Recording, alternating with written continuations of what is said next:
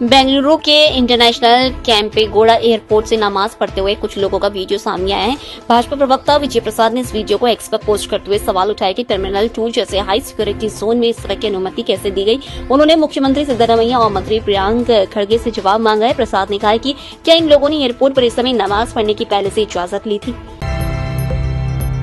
हरियाणा के फरीदाबाद में जम्मू कश्मीर पुलिस ने बड़ी कार्रवाई की है। एक डॉक्टर के घर से 300 किलो RDX AK-56 राइफल और कारतूस बरामद किए गए हैं। डॉक्टर की पहचान आदिल अहमद के रूप में हुई है, जिसे पहले ही सहारनपुर से गिरफ्तार किया जा चुका था। आदिल ने पूछताछ में विस्फोटक छिपाने की बात स्वीकार की। उसकी निशानदेही पर पुलवामा से एक और डॉक्टर मुजाहिल शकील को भी पकड़ा गया है। कांग्रेस सांसद कपिल सिब्बल और राजद सांसद AD सिंह ने चौंकाने वाला दावा किया है कि बिहार चुनाव के पहले चरण की वोटिंग से पहले हरियाणा से 6,000 प्रोफेशनल वोटर्स बिहार भेजे गए।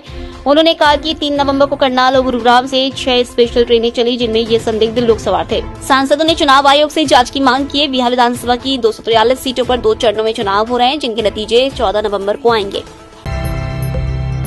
पश्चिम बंगाल में SIR को लेकर सियासी घमासान जारी है। तृणमूल कांग्रेस ने दावा किया है कि SIR प्रक्रिया शुरू होने के बाद अब तक 15 लोगों की मौत हुई है। पार्टी ने आरोप लगाया कि कुछ ने डर के चलते आत्महत्या की, जबकि कुछ की हार्ट अटैक से जान गई। भाजपा ने इसे राजनीतिक प्रचार बताया और आरोपों से इनकार किया। वहीं सुप्रीम कोर्ट 11 नवंबर को तमिलनाडु सरकार की SIR प्रक्रिया के खिलाफ याचिका पर सुनवाई करेगा।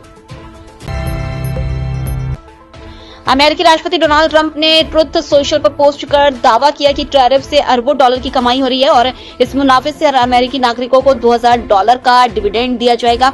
उन्होंने आलोचकों को मूर्ख कहा और कहा कि उनकी नीति से अमेरिका सबसे समृद्ध देश बनाया। हालांकि उन्होंने इस भुगतान की पात्रता या समय सीमा को स्पष्ट नहीं किया। सीरिया के राष्ट्रपति अहमद अल शरा आज व्हाइट हाउस में अमेरिकी राष्ट्रपति डोनाल्ड ट्रंप से मुलाकात करेंगे। दोनों नेताओं की यह दूसरी बैठक होगी।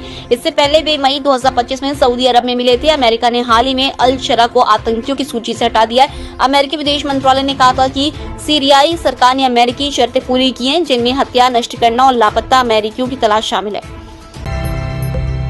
पाकिस्तान सरकार संविधान में संशोधन कर army chief general Asim Munir को देश का पहला चीफ ऑफ डिफेंस फोर्सेज बनाने जा रही है। ये पद भारत के CDS की तरह होगा। इससे तीनों सेनाओं की कमान एक जगह केंद्रित होगी। आसिम मुनीर को इससे पहले फील्ड मार्शल की उपाधि दी जा चुकी है। यह पाकिस्तान की सर्वोच्च सैन्य रैंक है, जो जनरल से ऊपर मानी जाती है। पाकिस्तान का युद्धपोत PNS सैफ 1971 के युद्ध के बाद पहली बार बांग्लादेश पहुंचा है। यह जहाज 4 दिन की संभावना यात्रा पर है। चटगांव बंदरगाह पहुंचने पर बांग्लादेश नौसेना ने औपचारिक सलामी ली। पाकिस्तान का युद्धपोत PNS सैफ 1971 के युद्ध के बाद पहली बार बांग्लादेश पहुंचा है। यह जहाज 4 दिन की सद्भावना यात्रा पर है। चटगांव बंदरगाह पहुंचने पर बांग्लादेश नौसेना ने औपचारिक सलामी दी। यात्रा के दौरान दोनों देशों की नौसेनाएं रक्षा सहयोग के मुद्दों पर चर्चा करेंगी।